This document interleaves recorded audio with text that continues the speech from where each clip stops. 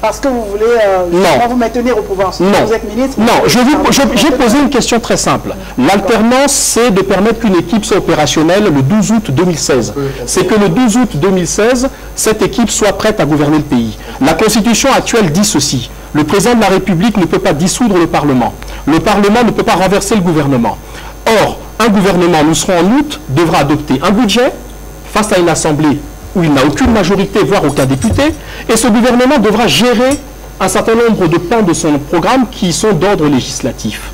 Et moi, je dis que ce gouvernement va se heurter rapidement à une contradiction juridique, puisque vous parlez de droit, qui l'empêchera même de faire voter un budget puisqu'il n'a pas de majorité. Et donc, pendant un an, le peuple qui aura élu le président de votre cœur n'aura pas la possibilité de voir son programme s'appliquer. Et nous avons connu cela, deux majorités qui se regardent en chien de faïence, c'est novembre 92. Donc je tiens à le dire. Non, je conclus, parce qu'ils ils ont parlé quand même de manière assez importante. Je voudrais juste dire ceci, Madame Moutsara, vous en particulier. Vous savez que les leaders qui forment le front, dont votre propre patron du mouvement fait partie, ont professé que cette constitution est mauvaise. D'après vous. Moi, je ne dis pas qu'elle est mauvaise, je dis qu'elle n'est plus adaptée. Et donc, on ne revient pas sur cela, on dit qu'elle n'est plus adaptée. Elle n'est plus adaptée, c'est quoi? C'est tout simplement que nous devons faire ce que vous et nous considérons comme des points de consensus, et vous le savez. C'est de permettre, comme dit Madame Nganga, que par exemple, le principe d'impunité, qui consiste à faire qu'une constitution trop rigide empêche le Parlement d'exercer sa fonction de contrôle. Il ne s'agit pas de la personnalité du président ou des ministres, il s'agit d'un problème objectif. Et bien que la future constitution qui va être soumise au peuple permette que ce principe contre lequel nous luttons tous, y compris vous et nous, et bien ce principe soit mis effectivement à côté et que nous puissions avoir un gouvernement responsable. Ça, ce sont des choses importantes. D'emblée, je dis que cet argumentaire ne tient pas. Monsieur Mongala a soulevé plusieurs aspects. Le premier aspect, c'est ce que M. Mongala appelle la petite alternance. Oui. Je ramène M. Mongala à ce que nous avons connu sous d'autres cieux, la cohabitation. La cohabitation, c'est quoi? Une majorité qui n'est pas de même bord politique que le patron de l'exécutif dans la base. Ici, c'est un régime présidentiel. Oui. Mais je tiens à vous dire que ça ne pose pas de problème, à moins que, M. Mongala, je vais vous expliquer. Vous êtes député de votre circonscription, vous êtes un député national. Si un chef de l'État arrive, parce que les Congolais l'ont décidé ainsi, il n'est pas du même bord politique que le PCT. Ça veut dire que le peuple congolais lui a donné une confiance totale. Et je termine. Juste au niveau de, on va dire, la loi des finances. Mais vous serez devant votre responsabilité en tant que Parlement qui n'est pas du même bord politique que le chef de l'État. Qu'est-ce qui se revêt à dire? C'est-à-dire que la loi des finances qui va être proposée, est-ce que vous allez avoir des comportements politiciens ou un comportement républicain de dire que celui qui est là a été voté par le peuple congolais? Ça, c'est juste des questions relatives aux finances. Mais non, je peux attendre. Avant, non, s'il vous plaît, pour ne pas perdre les populations qui nous suivent. Sur ce point précis, non, vous allez. S'il vous plaît, sur cet aspect, il faut que je réponde. Vous savez bien que le président, le chef de l'État qui arrive dans un régime présidentiel, même dans un régime parlementaire, peut exercer ses fonctions par ordonnance. Vous le savez, en tant que juriste. Vous le savez. Vous le savez, aujourd'hui, est-ce que vous pensez que le chef de l'État a besoin de ce Parlement? Excusez-moi le terme. Excusez-moi le terme. Je peux parler de l'ordonnance. Monsieur le ministre, je vous en prie. Vous savez que la Constitution prévoit l'article 132, mais il y a une certaine limite. Et après, comment ça va se passer après cette période? Non, je peux répondre. Mais il y a des... Lorsqu'un gouvernement arrive pour une année, il y a des priorités. Monsieur Mafima... La première priorité, c'est la loi des finances qu'on peut faire. La première priorité, ça sera de faire passer sa loi des finances. Et une fois qu'il a réussi à faire passer sa loi des finances, le reste, dans un régime présidentiel, et on le voit actuellement, il y a un certain nombre d'orientations qui sont Au niveau du Conseil des ministres, on n'a même pas besoin du Parlement. Bon, alors, non, mais je vais, Madame Moutsara, je veux juste répondre, puisque M. Mafimba a dit des choses qui sont totalement aberrantes sur le plan juridique, parce que là, on peut revenir sur le plan juridique. D'abord, M. Mafimba, vous dites, je prends le premier point, je serai, en tant que député d'opposition à ce moment-là, placé face à une responsabilité. Je vous rappelle que ce qu'est le principe de la démocratie. Quand vous allez aux élections, ce sont des projets qui s'affrontent. C'est-à-dire que le président qui sera élu selon votre cœur aura soumis au peuple un projet de société. Et nous l'aurons combattu. Et en démocratie, le marqueur qui différencie la majorité de l'opposition, ça s'appelle le vote ou non de la loi de finances. C'est ce qui caractérise la différence entre ceux qui soutiennent l'action et ceux qui la combattent. Donc vous ne pouvez pas demander l'unanimité alors qu'aujourd'hui vous demandez la démocratie. L'éthique de responsabilité. L'éthique de responsabilité sera la suivante. 2 mois avant, vous aurez gagné sur la base de l'orientation que moi, en tant que député devenu d'opposition, j'aurais combattu. Vous n'aurez donc pas forcément, sur les points qui font le marqueur entre la majorité, les grandes options que j'aurais combattues, vous n'aurez pas mon approbation. Vous l'aurez sur des textes qui ne sont pas du marqueur qui distingue les deux. Ça, c'est le premier point. Et en plus, vous n'avez absolument aucun député. Donc, il faudra que vous convainquiez 139 députés. Deuxième point que vous avez abordé, les ordonnances. Monsieur Mafimba, vous qui défendez la Constitution, vous n'avez pas lu l'article 132. Je vous le répète en 2 mots. L'article 132 dit ceci. Le président de la République, après décision du Conseil des ministres, soumet une loi d'habilitation au Parlement, demandant à l'Assemblée nationale l'autorisation de légiférer par ordonnance sur des thèmes précis qu'il indique dans la loi d'habilitation et pour une durée limitée qui est en général de 3 mois. C'est-à-dire que, et laissez-moi parler, je vous ai laissé parler. À partir du moment où le président de la République, s'il obtient cet accord, parce que n'oubliez pas qu'il est en face d'une assemblée où il n'est pas majoritaire, il n'a même pas de député. Bon. Ce président imaginons qu'il obtienne l'autorisation, y compris de la Cour suprême, parce qu'après, s'il n'obtient pas des députés, il peut l'obtenir de la Cour suprême. 3 mois après, les fameux délais qui sont donnés pour la prise des ordonnances, il doit présenter au Parlement, au même Parlement où vous n'avez pas de députés, les ordonnances pour les faire ratifier. C'est-à-dire que s'il n'obtient pas de majorité, comme il n'en a toujours pas, et bien les ordonnances vont tomber. J'ai entendu M. Nzon nous dire, mais c'est simple, comme vous l'avez dit, je me passerai du Parlement. C'est-à-dire qu'en termes clairs, sous couvert de démocratie, vous êtes en train de nous dire que pendant une année, ne citez pas M. je cite les tenants, laissez-moi la liberté de citer qui je veux. Je cite les tenants du statu quo. M. Nzon nous a dit, je me passerai du Parlement. C'est-à-dire qu'en termes clairs, Monsieur Mafimba, vous venez de nous dire que vous allez vous passer du Parlement. C'est-à-dire qu'en termes clairs, vous allez vous passer de l'organe élu qui fait le législatif. Donc voilà. Vous êtes dans une permettez à Madame Moutsara. Vous ne pourrez donc pas gouverner par ordonnance parce que vos ordonnances tomberont. Elles n'auront plus de valeur juridique. Mais non, c'est la loi. Article 132. Vous savez, Madame Moutsara, est-ce que l'argumentaire tenu... Non, pas du tout. Pas du tout. Et ce qui me déçoit, c'est que je me trouve en face d'un homme d'État, Monsieur le ministre, et les arguments que vous venez d'avancer ne tiennent pas du tout. Vous ne pouvez pas justifier le changement de la Constitution simplement parce que vous pensez que le président qui va arriver ne pourra pas gouverner. Là, c'est un détail pour vous. Non, c'est pas un détail justement, parce que justement vous posez un problème grave qui est celui de la responsabilité du Parlement. Oui. Le but d'un député, comme vous venez de le dire, quand vous battez campagne parce que c'est une ligne politique. C'est une ligne politique. Mais une fois que vous êtes élu, vous devenez un député national, ça veut dire quoi? Et alors? Que vous servez d'abord l'intérêt général. Mais l'intérêt général, j'en ai une définition. Lorsque le Parlement bloque un projet... il ne bloque pas, il vote contre. Non, il vote contre, mais il le bloque. Simplement parce que là, c'est le principe de la démocratie. Politique, simplement. Alors, c'est la démocratie, vous ne bloquez pas un homme, vous bloquez toute la nation, vous bloquez un pays. Ah bon? Parce que le budget qui doit être... le budget qui va être voté c'est pour permettre à tous les dispositifs de l'État de fonctionner. Ça veut dire que vous bloquez ce qui concerne le travail, l'emploi, celui qui doit avoir l'emploi, vous bloquez la santé, vous bloquez l'éducation. Bref, sur cette question, j'ai le sentiment que nous tournons autour du pot. Non. Et la gêne... C'est ça l'alternance, c'est la capacité de gouverner quand même. Donc en gros, vous êtes en train de nous dire que vous ne pouvez pas gouverner et vous comptez sur notre bienveillance pour gouverner. Monsieur le ministre, en termes clairs, vous comptez sur notre bienveillance pour gouverner demain. Simple chose. Il faut que le peuple l'entende. Je vais vous dire une chose.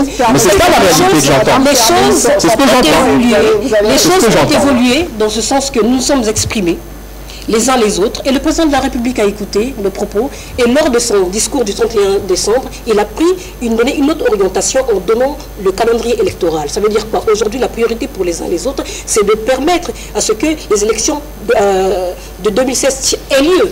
Et pour cela, aujourd'hui, pour nous, c'est de réunir les conditions pour que ces élections de 2016 aient lieu. Ça veut dire quoi? On ne peut plus parler aujourd'hui de changement de constitution. C'est votre opinion? Non, c'est une évidence. Ah bah c'est votre évidence. Mais par soyez tolérants, c'est votre évidence. C'est votre évidence. Pour y arriver, pour que ces élections soient des élections permettez que ce soit votre opinion. Ce n'est pas une évidence. Démocratique, il y a des préalables. Or qu'aujourd'hui, il y a un problème qui s'oppose. Il y a la commission électorale qui n'inspire pas confiance, parce que jusque-là, nous savons tous, organise des élections truquées. Il y a l'élection, il y a le fichier électoral, je suis un député truqué alors. Il y a le fichier électoral qui pose problème. Donc il faut le réviser, il faut faire, c'est une évidence. Alors moi je pense que puisque le thème de ce débat, c'est pouvons-nous faire évoluer la Constitution, et je suis heureuse. J'ai même eu envie d'inviter Madame Aurélie de rejoindre notre camp parce qu'elle a parlé de faire évoluer la Constitution. Donc ça veut dire que vous partagez simplement l'idée qu'aujourd'hui on peut parler de changement de constitution. La deuxième chose que vous avez dite sur laquelle j'aimerais m'exprimer, c'est que vous parlez d'alternance démocratique. Mais la Constitution du 20 janvier 2002, à travers le verrou de l'article 57 qui limite le nombre de mandats, prévoit justement l'alternance démocratique. C'est une évidence, madame. Donc, à ce moment-là, ne sont pas en train de vers une radicalisation des positions. Il n'y a pas de radicalisation de position. Madame Aurélie, la situation c'est une évidence pour tous. Ne comptez pas sur votre position. Ne venez pas sauver la face. Justement. Vous permettez, non, un instant. Vous voulez sauver la face. Je suis d'accord avec vous. Monsieur le ministre, moi simplement je voulais savoir parce que les électeurs qui nous suivent, les Congolais, le peuple qui nous suit aujourd'hui, c'est très bien qu'aujourd'hui l'heure est cruciale. Qu'il y a aujourd'hui ce débat qui a été jeté sur la scène politique a éveillé certaines peurs et il y a une incertitude. Mais nous devons les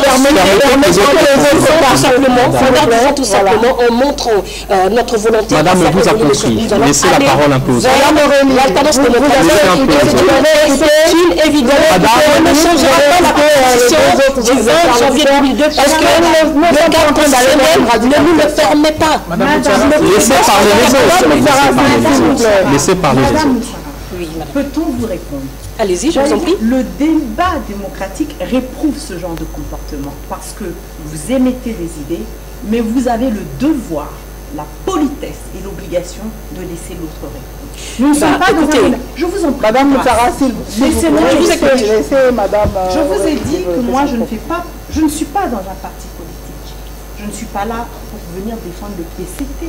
Je n'ai pas d'acquaintance avec le PCT. En revanche, parce que j'ai le souci de l'intérêt général et que la République du Congo évolue, j'estime qu'il est nécessaire que ce texte fondamental évolue. Et je vais même plus loin. Je suis d'avis même qu'on change de République. Vous avez fait la démonstration, chère madame, de votre incapacité à pouvoir arriver aux affaires. Vous êtes devenu autiste. Vous n'avez aucun argumentaire et vous nous dites qu'on ne peut pas et vous voulez imposer votre point de vue. Mais au nom de quoi, chère madame? Nous avons le devoir. Non. Oh non, non, non. Cette constitution pose problème. La constitution de 2002, on l'a soulevée depuis déjà 20 minutes que nous débattons, ne permet pas un certain nombre de choses, notamment l'exercice libre d'une véritable démocratie. Et une véritable alternance. Elle ne permet pas que des gens comme vous, avec votre intelligence, vous puissiez arriver aussi aux affaires. On va parler sans tabou. Un instant, Monsieur le ministre. Non, madame, vous allez parler normalement. Est-ce qu'on n'est pas dans les positions politiques, chacun des fois? Ils sont dans une position politique, je suis dans une position d'analyse. C'est pas du tout la même chose. Moi, je ne représente pas le PCT ici. Je n'ai pas ma carte au PCT. Je crois que c'est monsieur... Je voudrais faire évoluer le débat. Non, madame, vous avez beaucoup parlé. Non, vous avez beaucoup parlé. En tant qu'analyste, n'avez-vous pas le sentiment que nous sommes en train d'aller vers une radicalisation de mais position? Oui, nous allons vers une radicalisation des deux camps parce que, comme je l'avais dit dans un plateau précédent, l'opposition fait du tout sauf sa soupe. C'est ça la réalité, ils ne veulent pas le dire, moi je vais le dire. Ils font du tout sauf sa soupe. Mais aujourd'hui, la majorité fait... La majorité veut conserver le pouvoir. Non, que ce soit avec Sassou ou avec quelqu'un d'autre, non. C'est clair. Vous savez, c'est le principe. Vous m'éjugez. C'est une question, madame. Oui. Vous avez parlé de l'opposition, mais vous n'avez pas parlé de la majorité. En tant qu'analyste, nous voulons avoir votre avis. Je pense que le président de la République est un homme excessivement intelligent. C'est un vieux renard. Il connaît parfaitement les institutions internationales. Il a une pratique de l'exercice du pouvoir. Il est nécessaire, comme je l'ai dit, de faire avec lui pour pouvoir accompagner le pays. Il peut y aller comme il ne peut pas y aller. D'accord? Ce n'est pas une obligation qu'il serait présent. Il peut choisir un dauphin, comme on le fait aux États-Unis. J'ai couvert la campagne. Est-ce que cette radicalisation de l'opposition peut nous amener vers une issue favorable? Alors, cette radicalisation, celle-ci, c'est une radicalisation, elle ne va pas nous emmener vers une issue favorable, parce que chacun restera dans son point de vue, ne voudra pas faire avancer les choses. D'où la nécessité qu'il y ait une concertation pour que tout le monde s'asseye enfin dans ce pays et on puisse discuter, débattre, poser les problèmes. Il ne s'agit pas de Sassou ici, je le redis haut et fort. Il s'agit de la place du Congo dans le monde qui est en train d'évoluer de manière exponentielle. Bon, parce que je vois que M. Mafiba brûle de prendre la parole, je crois qu'il a parlé le moins ici, on va lui donner. Moi, je veux juste préciser ceci. On vient d'avoir une démonstration tout à l'heure de la naïveté de la démarche qui est celle de nos contradicteurs. Ils sont en train de dire, nous sommes dans le monde politique, ce n'est pas celui des anges. Ce ne sont pas des propos... Non, ce sont des propos naïfs, dans le sens où, non, c'est pas dur, c'est la réalité, parce qu'on a touché du doigt un problème. Il parle de l'alternance. L'alternance, c'est la possibilité, comme on l'a dit, que deux équipes se succèdent. Quand en France, l'UMP a été remplacé par le PS n'a pas dit à l'UMP, s'il vous plaît, votez le budget pour nous parce que vous êtes des Français. L'UMP a répondu, nous voterons le budget s'il correspond aux marqueurs qui font que nous soyons, nous, un parti libéral. Et l'UMP n'a pas voté le budget. Vous ne pouvez pas dire que l'alternance que vous prenez, c'est de supplier les 91 députés du PCT qui deviendront l'opposition de voter pour le budget de votre président. À ce moment-là, c'est plus la démocratie. Ça, c'est le premier point. Deuxième point, vous avez dit radicalisation de l'opposition. Non, déposition, pardon, excusez-moi. Mais oui, le seul marqueur démocratique qui existe quand on a deux positions qui manifestement sont inconciliables. Madame Ngaga vient de le dire. Le fond du problème, c'est qu'on a des gens qui, dans leur démarche non dite, c'est le départ exclusif du président. Parce qu'ils acceptent toutes les réformes après le départ du président. Mais avant, il faut toucher à rien. Ça, c'est le premier point. Le deuxième point, ne nous reprochez pas de vouloir garder le pouvoir, puisque c'est le principe de la démocratie. Vous voulez le gagner, nous voulons le conserver. Non, pas à tout prix. Je dis simplement, c'est la règle du jeu démocratique. Non, c'est la règle du jeu démocratique. Donc, quand on est face à une position qui est inconciliable, après que nous ayons constaté, qu'il y a débat, ce que le président voulait, et nous le faisons encore aujourd'hui de manière démocratique, et deuxièmement, puisqu'il n'y a pas comme en Europe des instituts de sondage qui permettent de déterminer l'opinion. Non, nous disons que le seul moyen, non, Madame Massamba, le seul moyen c'est d'interroger le peuple. Il n'y a pas plus démocratique que d'interroger le peuple. Et je l'ai dit tout à l'heure. Tout à l'heure, je parlais de nos contradicteurs qui avançaient masqués et ça se voit de plus en plus. Première chose que je voudrais dire, monsieur, si vous parlez de naïveté, moi, je parlerai de gros mensonges de votre côté, parce que réplique pour réplique, et de véritablement d'ineptie. Comment pouvez-vous imaginer un seul instant que... Ineptie. Et bien entendu, comment voulez-vous imaginer un seul instant que je puisse avoir un problème personnel avec le président Sassou? Il n'est pas de ma génération. Je suis en train de défendre un certain nombre de valeurs, les valeurs démocratiques. L'ère démocratique aujourd'hui, l'alternance démocratique est aujourd'hui une des valeurs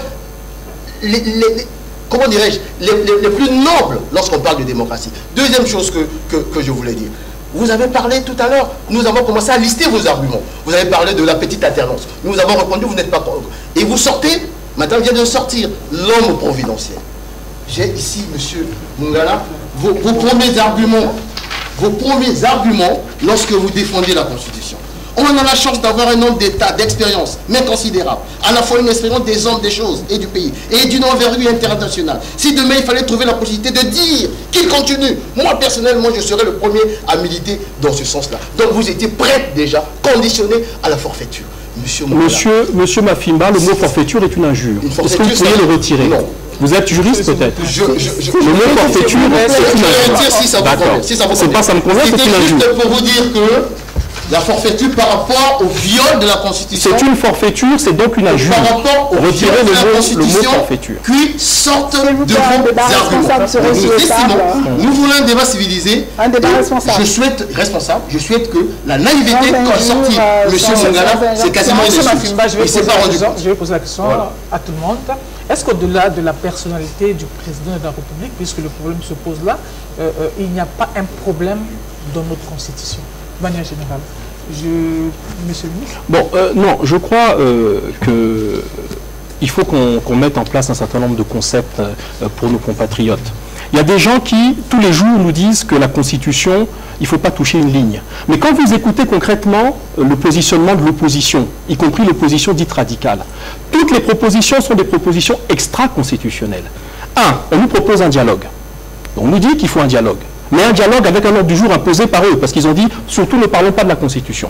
Dans la Constitution, il n'y a pas référence constitutionnelle au dialogue. C'est une volonté du président de la République, depuis Evo, Dolizy, de convoquer des dialogues pour apaiser le climat politique. Et probablement, nous irons encore vers un dialogue.